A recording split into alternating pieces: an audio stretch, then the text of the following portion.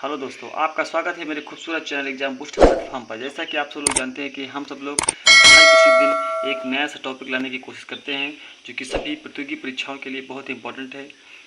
बात करते हैं आज उत्तर प्रदेश के संपूर्ण बजट के बारे में, जो कि सभी प्रतियोगी परीक्षाओं के लिए बहुत ही इम्पोर्टेंट है। चलिए दोस्तों, अब बात करते हैं बजट के बारे में। यूपी का बजट कौन पेश करता है? तो वित्त मंत्री। यानी ये क्वेश्चन उठता है कि यूपी का बजट कौन पेश करता है? तो वित्त मंत्री। और इस बार किसने पेश किया? तो सुरेश खन्ना ने बजट पेश किया, क्योंकि वो सुरेश खन्ना जो है यूपी के वित्त मंत्री हैं। बजट की कुल राशि कितनी थी? यानी जो बजट पेश किया गया था उसकी कुल राशि कितनी थी? तो 6,90,000 करोड़ रुपए थी। यानी जो बजट पेश किया गया था उसकी कुल राशि जो है 6,90,000 करोड़ रुपए लगी। देश की जीडीपी में प्रदेश की जीडीपी का योगदान कितना था? यानी पूरे देश की जीडीपी को देखें तो जो उत्तर प्रदेश का जीडीपी का जो योगदान था वो कितने परसेंट था? तो 8% था। कितने परसेंट था? 8% था। वही बात करते हैं कि जीएसडीपी की वृद्धि दर देखी जाए कितनी हुई है। तो अगर 2020, 2021 और 22 की बात करते हैं तो 16.8% हुई। वही अगर 2023 और 24 की बात करें तो 19% होने की अनुमान है। यानी कि 2023 से 24 में 19% होने की अनुमान है। बात करते हैं कि यूपी ग्लोबल इन्वेस्टर्स समिट ये कहाँ पर हुई? तो ये लखनऊ में हुई। कहाँ पर हुई थी? तो ये लखनऊ में हुई थी। कब हुई थी? तो यानी 10 से 12 फरवरी के बीच में हुई थी। बात करते हैं कि सर्वाधिक निवेश इस सेक्टर में कहाँ पर हुई? तो सर्वाधिक निवेश इस सेक्टर में यानी ग्लोबल इन्वेस्टर्स समिट में जो सर्वाधिक निवेश था तो वो नवीकरणीय ऊर्जा में सबसे अधिक हुई। कितने परसेंट हुई? तो 16% हुई। कितने परसेंट? 16%। उत्तर प्रदेश कहाँ कहाँ पर फर्स्ट स्थान है? यानी इस बजट में उत्तर प्रदेश कहाँ पर फर्स्ट स्थान है?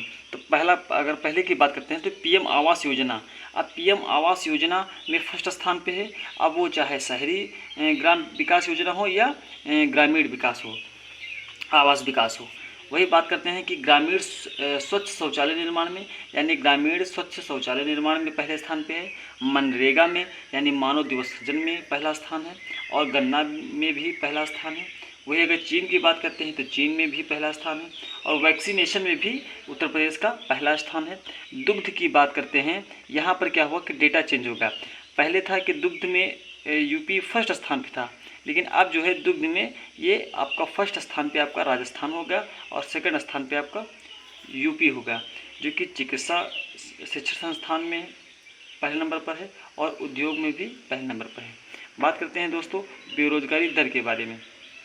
तो पहले बेरोजगारी बढ़ के कितने परसेंट हो गई? तो 14% हो गई, लेकिन अब यह घटकर 4.2% हो गई। आपको दोस्तों बता दें कि जो है ये मैं नहीं बोल रहा हूँ, ये आपका बजट बोल रहा है कि बेरोजगारी 14% से घटकर वो 4.2% हो गई। चलिए दोस्तों, बात करते हैं अब आवंटन के बारे में। यानी कि जो जितनी भी स्कीम है तो वो जो है उसको कितने कितने परसेंट पैसे दिए गए। तो बात करते हैं कि प्रधानमंत्री किसान सम्मान निधि योजना में कितने कितने रुपए दिए गए इस बजट में? तो 51.639 करोड़ रुपए दिए गए, यानी प्रधानमंत्री किसान सम्मान निधि योजना में। वही बात करते हैं कि मुख्यमंत्री कन्या सुमंगला योजना में, तो इसमें 10-50 करोड़ रुपए दिए गए।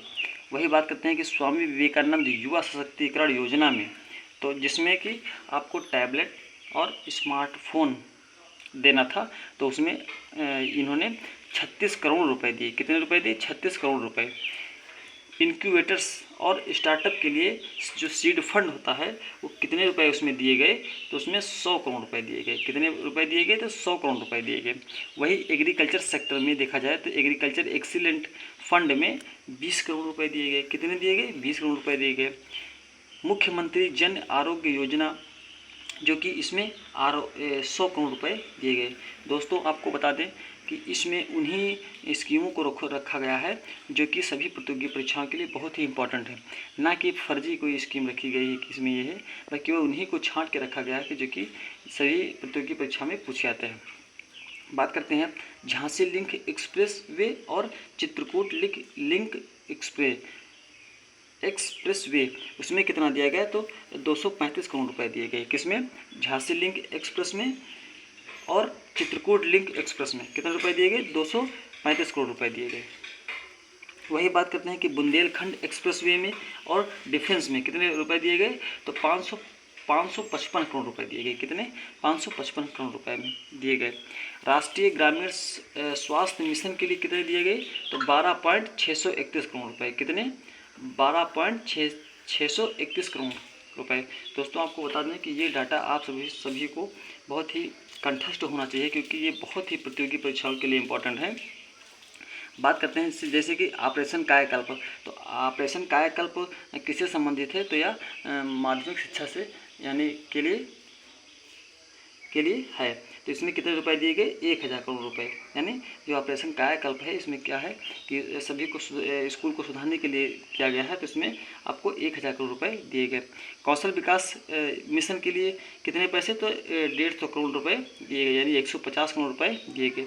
वही समग्र शिक्षा अभियान जो कि 20,255 करोड़ रुपए दिए गए। कितने, 20,255 करोड़ रुपए दिए गए, जो कि बहुत इंपॉर्टेंट है। दोस्तों बता दें आपको कि ये जितने भी डाटा हैं वो कहीं ना कहीं किसी न किसी भी एग्ज़ाम में पूछे जाएंगे।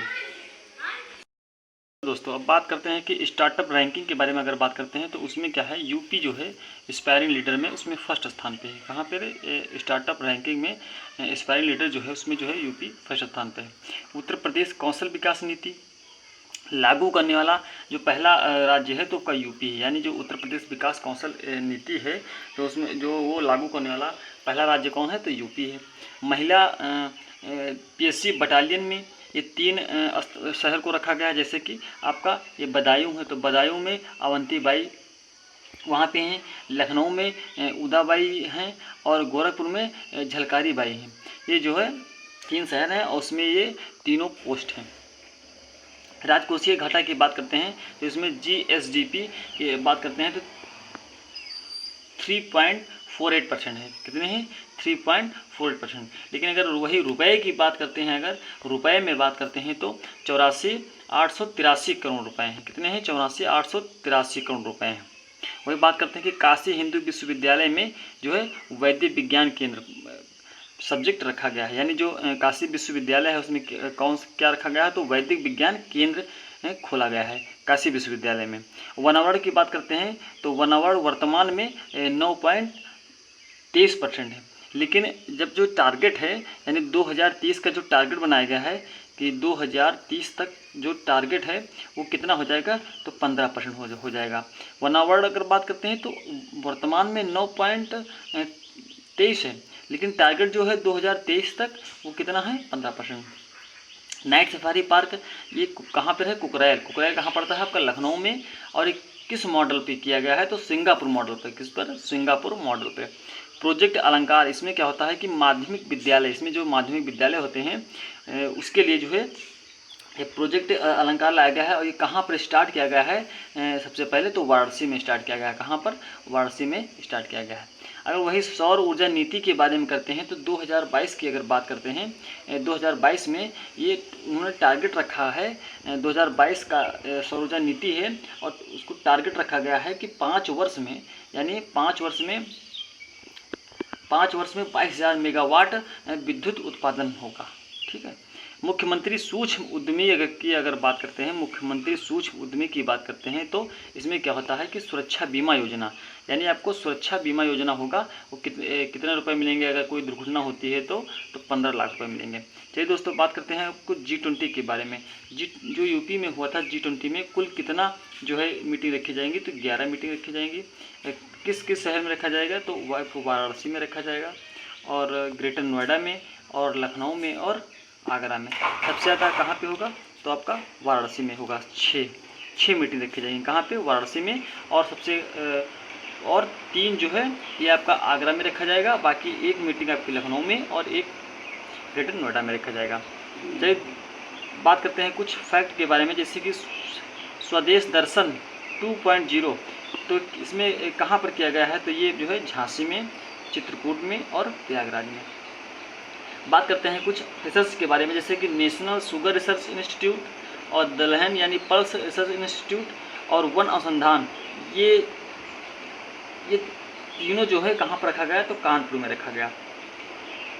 शुगर केन रिसर्च इंस्टीट्यूट ये आपका लखनऊ में है। और सर्वाधिक देश से गुजरने वाली नदी कौन सी है, सर्वाधिक देशों से गुजरने वाली नदी ये आपका डेनू नदी है। दोस्तों अगर आपको वीडियो अच्छी लगी तो प्लीज़ लाइक, सब्सक्राइब और शेयर करिए।